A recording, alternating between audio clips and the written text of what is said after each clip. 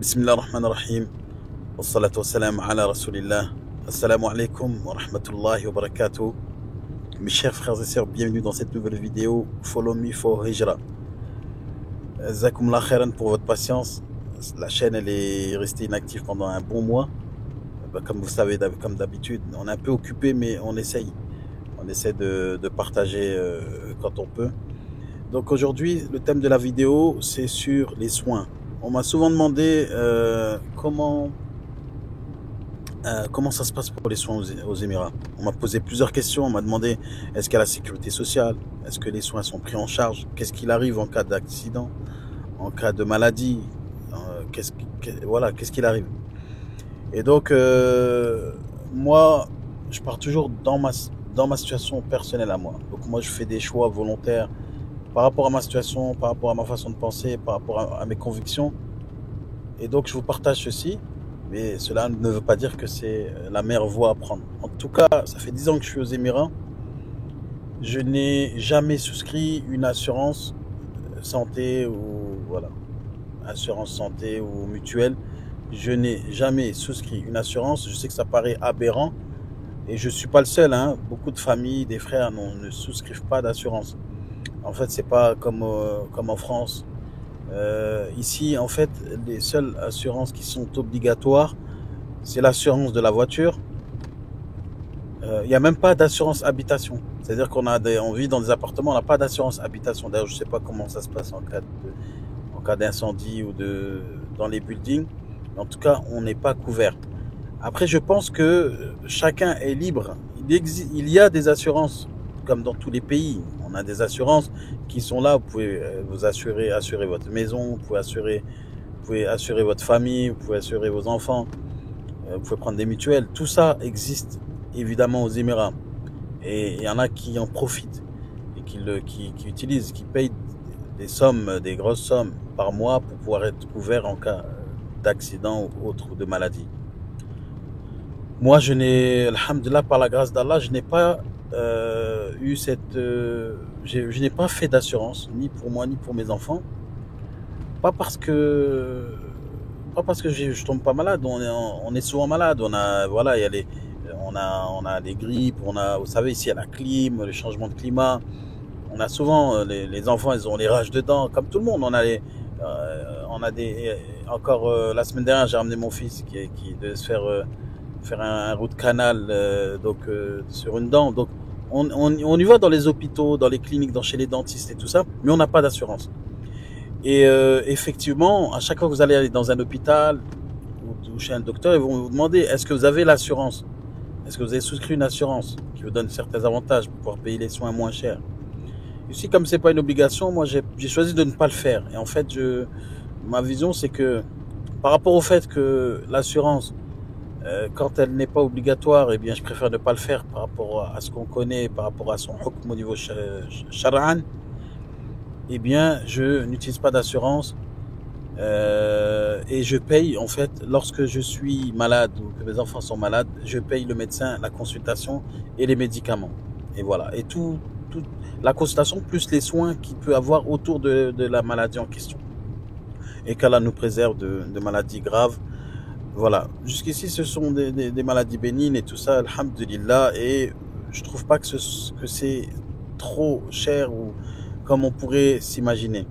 Dans cette vidéo, en fait, je vais vous faire un cas pratique d'un frère qui est malade. Il a attrapé une infection au pied. Bon, c'est pas la gravité, est-ce que c'est vraiment grave ce qu'il a? Est-ce que c'est juste une petite infection? Est-ce que c'est une grosse infection? On va le découvrir dans cette vidéo. C'est un frère qui nous vient du Mali. Donc j'ai décidé de prendre l'occasion de ce sujet-là pour pouvoir vous montrer en fait comment ça se passe quand on va à l'hôpital. Donc aujourd'hui, je vais aller chercher le frère chez lui. Il m'a contacté. Son frère m'a contacté en disant qu'il n'avait pas de... il a besoin de quelqu'un pour l'amener à l'hôpital parce qu'il n'était pas véhiculé. Et en plus, comme son problème, ça touche son pied, il a du mal à se déplacer. Donc, alhamdulillah, si on peut aider et tout, alhamdulillah. Donc voilà, lui, son frère qui le soutient. Donc je vais aller avec lui à l'hôpital. Et on va voir en fait combien ça va lui coûter Voilà, parce que ça, c'est ce qui lui arrive, ça peut arriver à tout le monde. Voilà, il a l'infection au pied. Je sais pas comment ça s'est arrivé. Et donc, ça s'est aggravé. Il y a du pus. C'est vraiment c'est pas beau à voir, mais Inch'Allah, khair. Allah yashfihi. Et donc, ça vous donnera aussi donc une idée de comment ça se passe ici aux Émirats lorsque vous êtes malade et comment ça fonctionne. Donc voilà, n'hésitez pas à liker la vidéo, à partager. Le nombre de likes et de partages vont en fait donner plus de visibilité à cette vidéo. J'ai pas l'habitude de demander, mais en fait c'est pour le khair. Donc avant j'avais honte de demander, mais là je demande faites-le. Ceux qui suivent la chaîne et qui ne sont pas abonnés, abonnez-vous. Ceux qui regardent la vidéo, qui n'ont pas liké, likez. Si vous likez la vidéo, si vous aimez, je veux dire. Et ceux qui veulent partager, partagez, parce que plus il y a de partage, plus il y a de hijra. Barakallahu fikum. Inch'Allah, c'est parti. أبدأ بسم الله مستعينا راض به مدبرا معينا والحمد لله كما هدانا إلى سبيل الحق واجتبانا أحمده سبحانه وأشكره ومن مساوي عملي أستغفره وأستعينه على نيل الرضا وأستمد لطفه فيما قضى.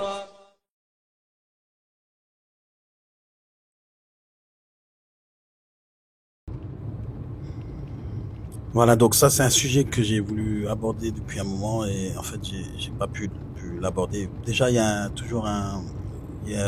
les gens sont toujours perdus quand on arrive au niveau des assurances et des mutuelles. Déjà quand vous allez dans les groupes français, par exemple vous demandez, je sais pas, il y a des groupes d'expatriés français, vous demandez quelle assurance choisir, vous avez plein de messages, des gens qui vont vous dire qu'il faut prendre des assurances locales. D'autres vont vous dire prenez des assurances internationales. Il y en a qui sont assurés en France pour habiter ici. Mais voilà, je pense que c'est exorbitant, les prix c'est exorbitant. Le problème des assurances locales aussi, c'est que, vous savez, les assurances, il y a toujours cette... Yani, subhanallah, ils ont vraiment... il y a vraiment toujours un zulm de la part des assurances. Quand vous souscrivez une assurance qui vous couvre un certain nombre de frais, que ce soit maladie et autres, et à la fin, quand vous tombez malade, ils vous augmentent les années d'après. Voilà, donc c'est toujours pas clair. C'est pour ça en fait que le fait qu'il y a toujours une personne qui sera lésée dans le domaine de l'assurance. C'est pour ça moi je prends pas d'assurance. Mais voilà, vous verrez dans les groupes qu'on vous proposera différentes compagnies, qu'elles soient locales ou internationales. Il y a beaucoup qui prennent l'assurance des expatriés français. Je sais pas comment elle s'appelle, mais des compagnies françaises qui font ça. Également, l'assurance, ça va dépendre aussi de votre situation familiale. Ils vont vous demander le nombre d'enfants que vous avez, votre âge. Ils vont même vous demander en fait votre situation au niveau... surtout l'âge, ça joue beaucoup. Vous vous rappelez, j'avais fait une vidéo d'une sœur qui avait 65 ans, qui devait faire une assurance par rapport à son iqama à Abu Dhabi. Et voilà, voilà, ce qu'ils l'ont demandé, c'était x10 de ce que valait le prix. L'assurance là-bas, c'était 700 dirhams à peu près. Et ils lui ont demandé 8000 dirhams, je sais plus combien. Par rapport à son âge. Parce que voilà, parce qu'elle a 65 ans, donc elle est plus enclin à tomber plus facilement malade ou avoir des maladies graves. En fait, c'est comme ça que les assurances, elles font. Il n'y a pas un prix unique par personne. Ils prennent en compte toute votre situation, la situation de votre famille, la situation de votre âge et tout ça. Avec ça, ils vous donnent un prix. C'est un prix sur lequel vous vous mettez d'accord, mais ce prix aussi, il évolue selon la situation et les sollicitations que vous avez eues, les accidents que vous avez eus, les problèmes que vous avez eus en tout cas dans l'année. Pour ma part, en 10 ans de présence aux Émirats, je n'ai jamais souscrit à une assurance, aucune assurance santé ou liée à la carte vitale ou la maladie ou autre. Je n'ai jamais souscrit à une assurance, hormis les assurances obligatoires comme l'assurance de la véhicule pour la voiture ou l'assurance qu'on nous demande lorsqu'on fait l'iqama. Voilà, on n'a même pas d'assurance habitation ici parce que ce n'est pas obligatoire. Comme c'est pas obligatoire, donc moi j'ai jamais souscrit. Moi jusqu'à présent, en fait, ce que je fais, c'est que voilà, quand il y a quelqu'un qui est malade à la maison, on a un docteur, voilà quoi, nous, à Ajman, il y a un docteur pour les enfants qui s'appelle Dr Houda. Voilà, la fondatrice de cette clinique, elle s'appelle Houda. Et ça s'avère que c'est une docteure pour les femmes et les enfants. Et c'est une clinique en fait qui fait aussi les dents. Donc il y a une dentiste, il y a un pédiatre, et il y a Dr Houda. Donc qui est pas mal. Donc en fait, nous quand on est malade, on va là-bas. Et donc on paye la consultation et on paye les médicaments. On paye les soins, les radios, les prises de sang. On paye tout en fait au moment où on est malade. Mais on n'a pas forcément d'assurance. Cela ne veut pas dire qu'il n'y a pas d'assurance dans les cliniques ou dans les hôpitaux ou à Dubaï. Parce qu'en fait, vous avez remarqué que dans chaque émirat, il y a une assurance que vous pouvez souscrire. Et cette assurance, on vous la demande quand vous allez à l'hôpital et tout ça. Donc, je vous donne un exemple. Vous êtes malade, vous allez à l'hôpital Qasimiya, l'hôpital public, à Sharjah par exemple. Cet hôpital Qasimiya va vous faire des soins et à la fin, ils vont vous charger. Ils vont demander, avant de vous charger de ce que ça coûte, ils vont vous demander est-ce que vous avez une assurance. Lorsque vous avez une assurance, vous payez à peu près moitié prix. Si vous n'avez pas d'assurance, vous payez l'impôt. Ce que j'ai pu constater, c'est qu'il était possible, dans certains cas, j'ai vu des frères qui ont, à l'époque, souscrit des assurances au moment où il leur arrivait quelque chose de grave. Donc sur le coup, et l'assurance couvrait quand même. Donc l'hôpital leur offrait cette possibilité-là de souscrire au moment où se produisait un incident ou autre. Allah yub'ad shar. Hormis cela, donc voilà, j'ai vu des frères aussi qui sont partis à l'hôpital en fait et qui n'avaient pas d'assurance et je les ai vus payer plein pot. Donc je donne un exemple, vous avez un bras cassé, vous devez faire une opération qui est assez compliquée par exemple, eh bien l'hôpital va vous facturer par exemple, je dis un montant 7000 dirhams. Si vous êtes assuré, vous allez payer 3500 ou 4000 dirhams. Et si vous n'êtes pas assuré, vous payez 7000 dirhams. L'avantage, ce qui est bien, c'est que vous pouvez payer en plusieurs fois à l'hôpital. Quand vous n'avez pas les moyens, ils vous disent, OK, donnez-moi ce que vous voulez actuellement et vous payez le reste plus tard. Donc c'est ce qu'a fait. Il y a une personne dont la femme a fait une fausse couche. Ils lui ont demandé à peu près 6000 dirhams comme ça. Et en fait, il a pu, alhamdoulilah, il a pu donner 1000 dirhams et là chaque mois il paye à peu près 1000 dirhams. Donc voilà, donc c'est tous ces avantages, ces choses là, cette flexibilité aussi qui fait que moi déjà j'évite l'assurance parce qu'on connaît au niveau shar'an, il y a le hukm de l'assurance et tout, quand c'est pas daroura et tout, et voilà, quand c'est pas une obligation, et bien en fait il vaut mieux éviter. C'est pour ça qu'on n'a pas d'assurance. Et là de toute façon on a un cas pratique aujourd'hui. On va aller avec ce frère qui est malade. On va aller dans un ou plusieurs hôpitaux, voir qu'est-ce qu'ils nous disent, Inch'Allah, et quelles sont les conditions et qu'est-ce qu'ils vont lui demander exactement.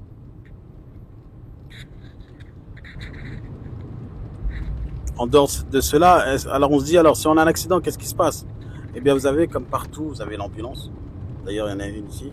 Vous avez l'ambulance qui se déplace, qui vous récupère. Donc en fait vous n'êtes pas demandé de payer. On ne demande pas de payer en amont avant de vous faire soigner. On vous soigne et après on vous facture. Donc c'est pour ça que voilà, il y a quand même le droit de se faire soigner. Ensuite la facture elle vient après. Donc, celui qui n'a pas d'assurance ou qui n'a pas les moyens, en fait c'est là où après ça rentre dans les négociations. Et aussi ce qui est bien, c'est qu'il y a des associations aussi qui payent les factures pour ceux qui ne peuvent pas payer leur hospitalisation ou autre. Ceux qui n'ont pas les moyens, parce que des fois, il y a les interventions peuvent être assez coûteuses. Et donc, vous avez la possibilité de passer par une association qui, en fait, paye pour vous, selon votre situation. Mais il faut déposer un dossier et tout ça. Mais voilà, on ne vous refuse pas le soin, on vous prend tout le temps. Et ensuite, on vous demande, à la fin du soin, on vous facture. Et voilà, donc, ils ne laissent pas les gens mourir sur le trottoir. On n'est quand même pas dans un pays où... voilà, parce que vous n'avez pas l'argent, ils vont vous laisser mourir dans la rue. Ils vont vous soigner et ensuite ils vont vous facturer. Et cette facture-là, ça sera une dette. Si vous n'avez pas d'assurance, vous n'avez pas l'argent, ce sera une dette. Donc c'est important de noter ça. Et en termes de coûts, quand vous allez au médecin pour une consultation, il faut compter en moyenne jusqu'à 50 euros. En fait, de 30 à 50 euros, vous payez par consultation. D'accord? Les médicaments, en général, ça tourne entre 10 et 20 euros. Sauf les antibiotiques, ça coûte assez cher quand même. Antibiotiques, il faut compter après 50 euros. On est dans les 200, 250 dirhams pour les antibiotiques, selon ce que c'est une infection ou autre. Voilà. Donc, on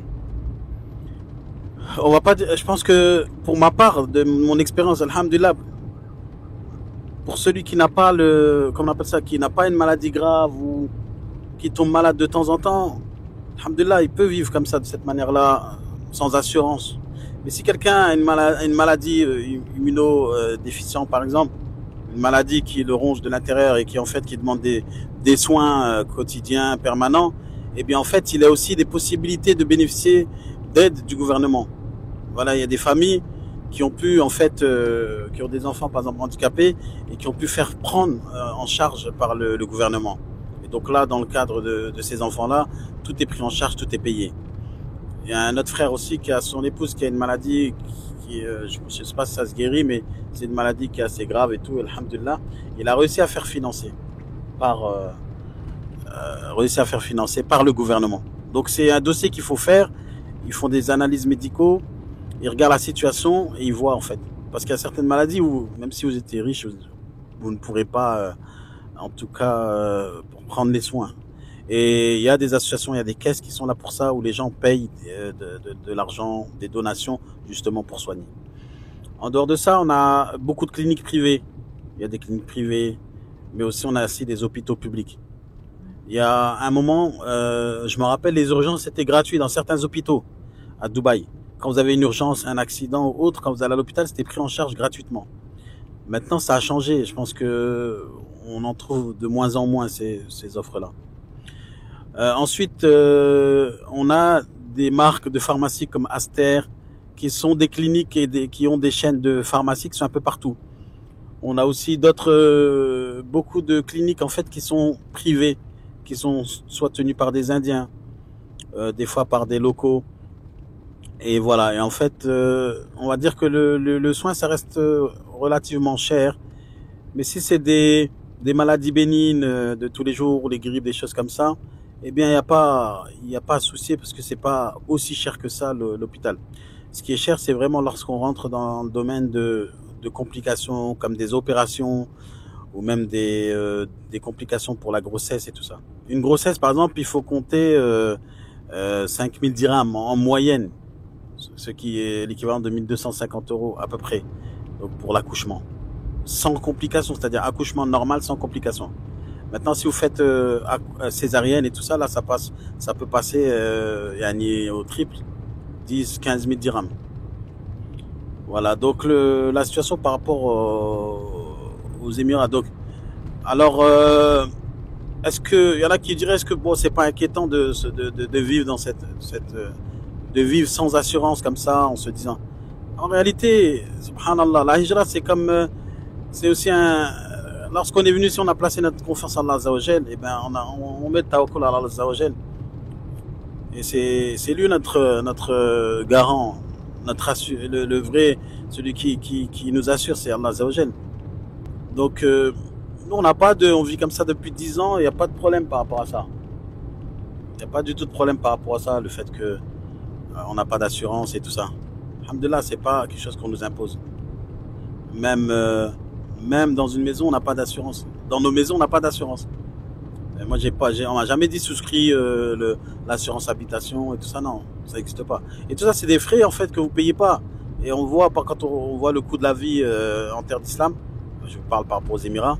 Bah, vous voyez que le coût de la vie est moins cher par rapport à toutes ces choses qu'on paye pas. Mais d'un côté, en France, les soins c'est offert. Vous avez, selon votre situation, vous avez gratuit. Avec la sécu et toutes ces choses-là. Ici, vous n'avez pas ça. Donc, ce que vous payez pas, en réalité, dans tous des frais, les autres frais, en fait, vous allez les retrouver et vous allez les payer le jour où vous êtes malade. Il y a aussi une chose qui est importante à savoir. Parce que dans ce système des Émirats où on a les assurances, c'est assez cher. Donc, pour couvrir des frais d'hôpital, ça peut s'élever cher pour certaines personnes qui ont des salaires très bas. Et vous savez qu'une grande partie de la population sont des ouvriers ou des gens qui perçoivent des salaires de moins de 500 euros par mois. Et comment ils font alors ces gens-là? Comment font ces gens-là? En fait, le truc, c'est que les entreprises qui embauchent des ummal, des ouvriers, ils ont une assurance pour eux. En fait, donc ils sont couverts au niveau assurance. Eux, ils ont rien à débourser. Ils sont couverts, ils ont une carte d'assuré en fait au sein de leur entreprise. Et lorsqu'il leur arrive quelque chose, lorsqu'ils sont malades, eh bien, ils vont dans des cliniques spécifiques qui sont en partenariat avec l'entreprise en question ou dans des hôpitaux spécifiques. Et ensuite, eh bien, ils présentent leur carte et ils ne payent rien, ni la consultation ni rien.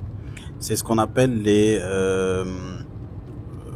allowances, je sais pas comment on peut appeler ça, ce qui est alloué en fait. Parce que quand vous avez un contrat de travail ici, et ce qui est bien, les expatriés, je pense que souvent les expatriés négocient ce type de contrat.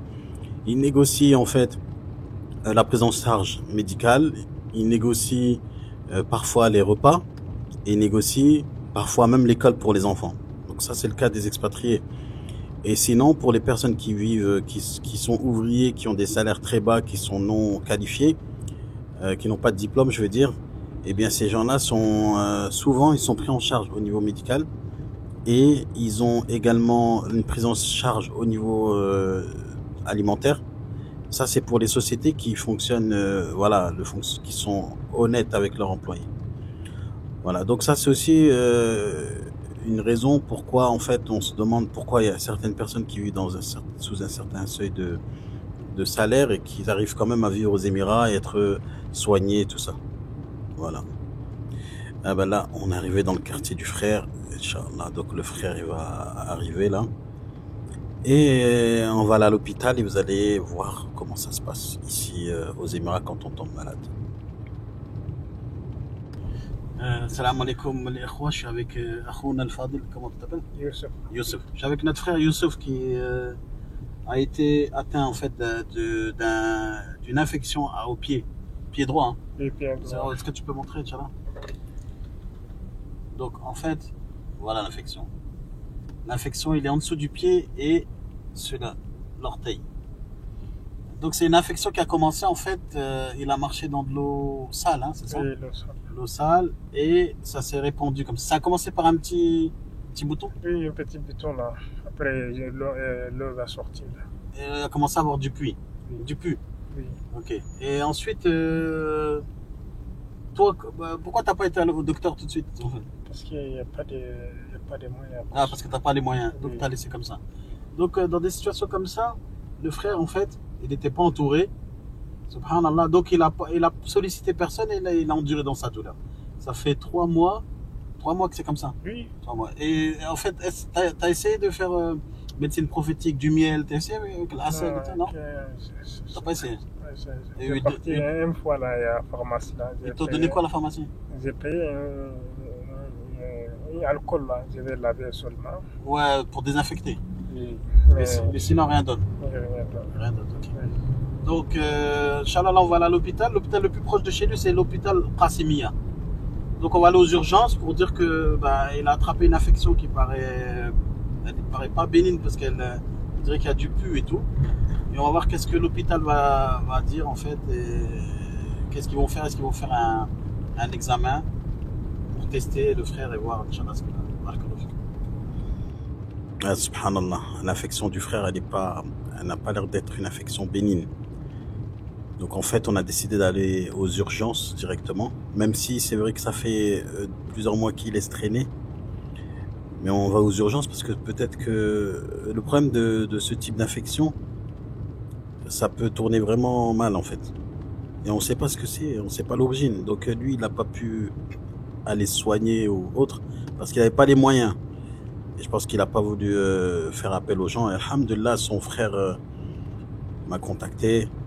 Donc son frère, il prend en charge et il m'a demandé de le déposer à l'hôpital. Voilà, donc on arrive à Al-Qasimiya du côté urgence. Il faut savoir que pour que vous soyez pris aux urgences, il faut que votre cas soit considéré comme urgent. Voilà, donc là, je ne sais pas ce qu'ils vont dire quand on va leur dire que ça fait 2 mois que ça traîne. Lorsqu'ils vont nous dire d'aller à l'hôpital simplement ou est-ce qu'il va être pris en charge comme une situation urgente? On va voir ça de suite, Inch'Allah.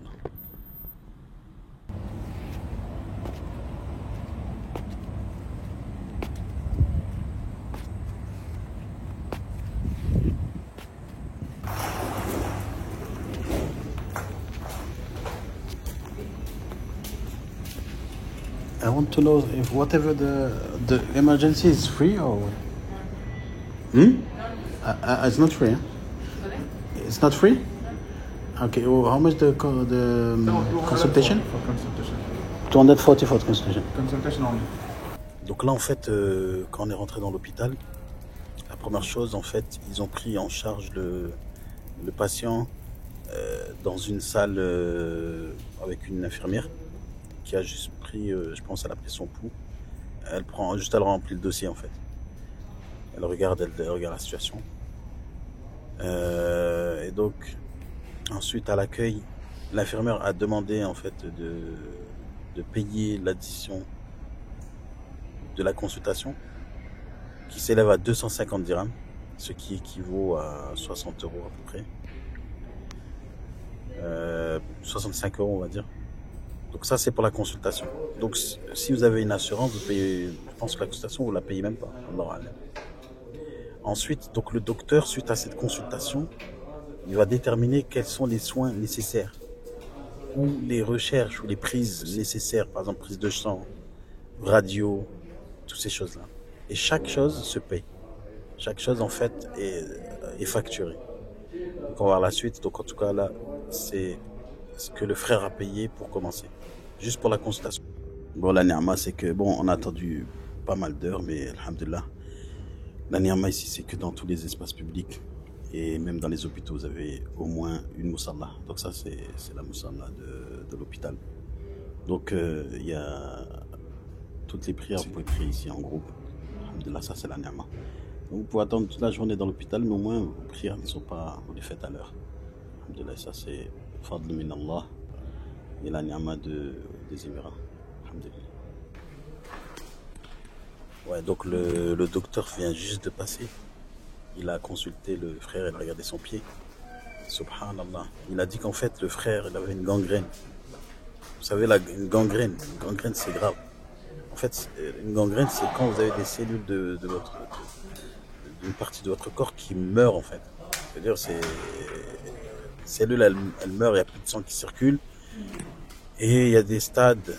En fait, ça commence par une petite cloque comme ça. Après, avec du pus, la peau, elle change la couleur. Et après, ça vire au noir. Donc il a une gangrène. Et souvent, cette gangrène, en fait, il faut qu'elle soit traitée au plus vite possible, le plus urgent possible, par des antibiotiques. Si les antibiotiques ne font pas effet et que la gangrène, en fait, s'aggrave, eh bien, il faut enlever toutes les cellules mortes via une opération chirurgicale. Et si ça marche pas, eh bien, des fois, ça va jusqu'à l'amputation. qu'Allah préserve ce frère de cela. C'est un peu inquiétant parce que le docteur, il a dit, il a 50, il va lui prescrire des médicaments, on va essayer avec les antibiotiques et tout ça. Ils vont nettoyer la plaie. Il a dit il a 50% de chance, bon ça c'est les estimations du docteur, mais Allah Azzawajal, c'est lui qui sait. 50% de chance que en fait ça passe par les antibiotiques. Si ça passe pas, il faut passer à l'étape supérieure qui est en fait de retirer toutes les cellules mortes. Bidinlah, qu'Allah préserve ses frères. Il faut passer. Voilà, donc on a fini, alhamdulillah. Le frère va beaucoup mieux en fait, parce qu'ils ont fait une injection de antibiotiques mais très puissant dans le sang directement. Ils ont nettoyé la plaie, ils ont fait un bandage et voilà. Donc là il va retourner à la maison. Donc pendant 7 jours il doit prendre les antibiotiques, mais il doit surveiller journalièrement la plaie, comment elle évolue. Donc auprès d'une clinique. Ou soit il revient à l'hôpital. L'hôpital, je ne sais pas s'ils vont faire ça gratuit, mais c'est juste l'infirmière en fait qui enlève le bandage, qui nettoie et qui resserre. Donc voilà, à suivre pour l'affaire de ce frère, alhamdulillah. La bonne nouvelle c'est qu'il n'y a pas d'infection dans le sang. Ça c'est une sacrée bonne nouvelle parce que la situation du frère m'inquiétait vraiment et en fait le docteur était confiant. Il a dit déjà il n'y a pas d'infection dans le sang, c'est le principal. Maintenant, l'état de son pied, on va voir comment il évolue dans les 3 jours avec les antibiotiques Et par contre, il faut qu'il surveille, il faut qu'il fasse le bandage et qu'il refasse le bandage via une clinique qui défait tous les jours et qui nettoie. Qu'Allah lui accorde tawfiq, la guérison, alhamdulillah. Voilà, toute cette histoire, c'est vrai que ça nous a pris du temps de venir dans cet hôpital. On est resté, là on est sorti, il était 22 heures et quelques. On est resté 4 à 5 heures à l'hôpital. Donc ils l'ont pris en charge. On a dû attendre les résultats de la prise de sang. Il y a eu du monde devant nous. Et voilà, on en a eu pour une addition de 100 euros. Le frère n'a pas d'assurance, il n'a pas souscrit d'assurance.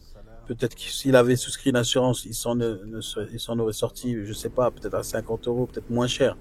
Mais en tout cas, l'assurance, chaque mois, il paye quelque chose, ou à l'année. Donc, moi, ma vision, c'est que ce que vous allez payer dans votre abonnement d'assurance, c'est peut-être ce que vous allez payer.